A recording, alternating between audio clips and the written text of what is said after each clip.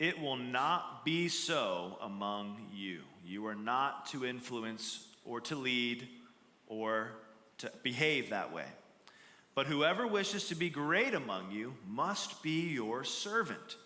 And whoever wishes to be first among you must be your slave, just as the Son of Man came not to be served, but to serve and to give his life a ransom for many.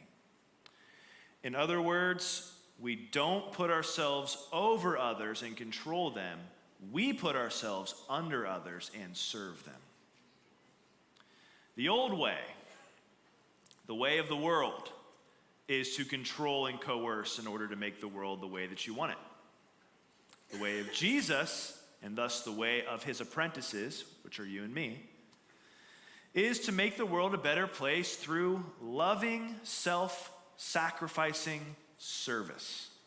Serving others by putting yourself under them, or one famous biblical metaphor, washing other people's feet. Now I want to add 2 words to this. First, I want to give a word about government/politics, because honestly, this passage is one of the most famous verses in the New Testament when it comes to creating a political theology.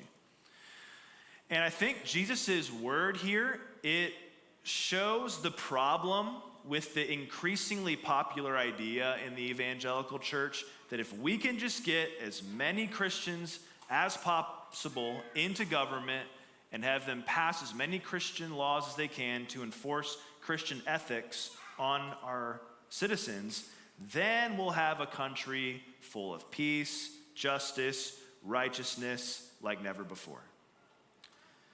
Maybe you don't think, maybe that's not how you think about government or politics, but that's an increasingly popular idea in our country today. We just got to get more Christians in office and we'll make this world a better place.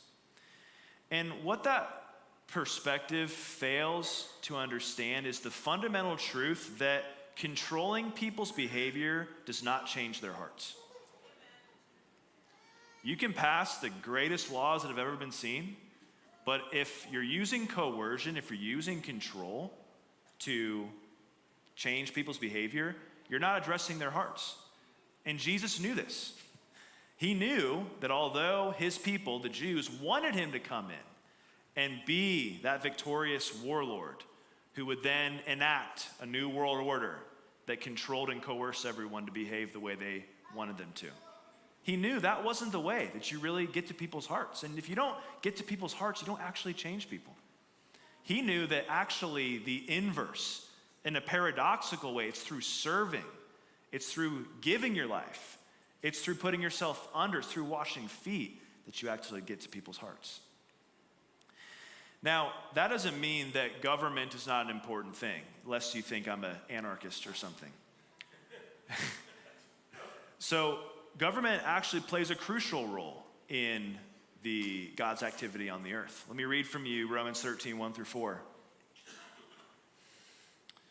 Let every person be subject to the governing authorities, for there is no authority except from God. Those authorities that exist have been instituted by God. Therefore, whoever resists authority resists what God has appointed, and those who resist will incur judgment. For rulers are not a terror to good conduct, but to bad. Do you wish to have no fear of the authority? Then do what is good, and you will receive its approval, for it is God's servant for your good. But if you do what is wrong, you should be afraid, for the authority does not bear the sword in vain. It is the servant of God to execute wrath on the wrongdoer. And so what we read here is God's purpose for government. God instituted government as a concept. His desire is not for anarchy on the world. And of course, government is actually a response to the brokenness of the world. If people weren't broken and wouldn't sin against each other, you wouldn't need to have human government.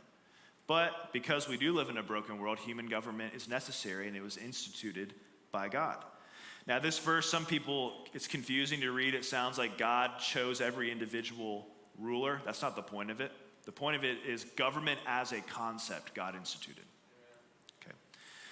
And government, what we read here, it can provide some good and benefit to its citizens. But the main purpose we read here for government, its primary purpose is to be a, quote, terror to bad, to execute wrath, the sword, on the wrongdoer. Bottom line, government exists to restrain evil in a broken world. Government is doing its very best when it is restraining evil and curbing natural human brokenness from creating a society where death and destruction run rampant. Jesus is not anti-government.